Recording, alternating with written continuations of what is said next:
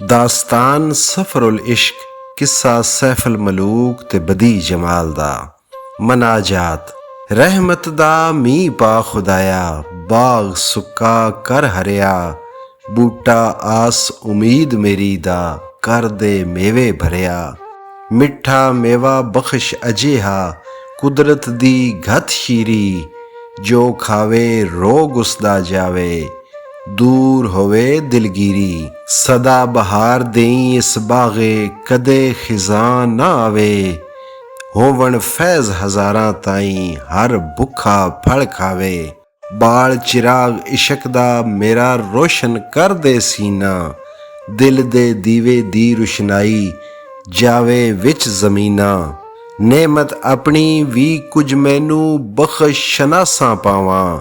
ਹਿੰਮਤ ਦੇ ਦਿਲੇ ਨੂੰ ਤੇਰਾ ਸ਼ੁਕਰ ਬਜਾ ਲਿਆਵਾਂ। ਲਾ ਹਨੇਰਾ ਜਾਹਲ ਬੁਰੇ ਦਾ, ਚਾਨਣ ਲਾ ਅਕਲ ਦਾ।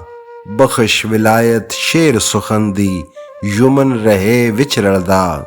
ਅਵਲ ਦੇ ਦਿਲ ਜਿਸ ਵਿੱਚ ਹੋਵਣ, ਸੁੱਚੇ ਸੁਖਨ ਖਜ਼ਾਨੇ। ਲਾਲ ਜਵਾਹਿਰ ਕੱਢ ਕੱਢ ਦੇਵੇ, ਕੁਵਤ ਬਖਸ਼ ਜ਼ੁਬਾਨੇ।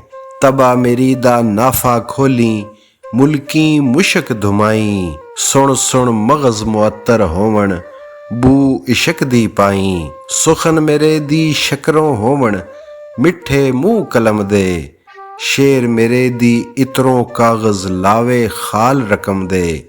ਬੌਟੀ ਨਵੀਂ ਕਿਤਾਬ ਮੇਰੀ ਦੀ, ਜੋਬਨ ਬਖਸ਼ ਸਿੰਗਾਰੀ। ਪਾਕ ਨਜ਼ਰ ਦੇ ਵੇਖਣ ਵਾਲੇ, ਨਦੀ ਇਸ਼ਕ ਦੀ ਤਾਰੀ।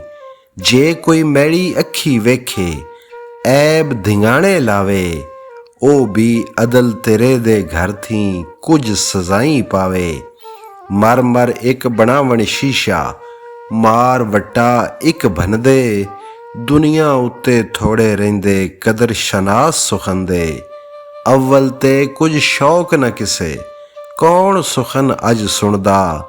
ਜੇ ਸੁਣਸੀ ਤਾਂ ਕਿੱਸਾ ਉਤਲਾ, ਕੋਈ ਨਾ ਰਮਜ਼ਾਂ ਪੁਣਦਾ।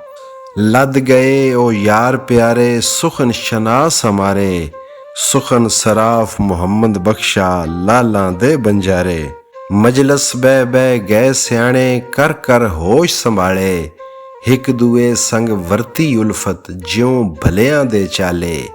ਲੈ ਲੈ ਗਏ ਸੁਖਨ ਦੀ ਲਜ਼ਤ, ਪੀ ਪੀ ਮਸਤ ਪਿਆਲੇ।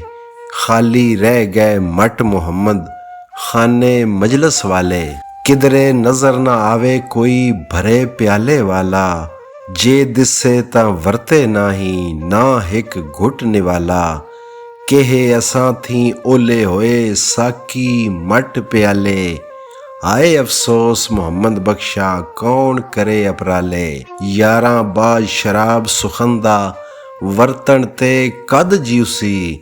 ਸੁੱਚਾ ਮੈਲਾ ਕੱਢ ਮੁਹੰਮਦ, ਜੋ ਪਿਉਸੀ ਸੋ ਪਿਉਸੀ।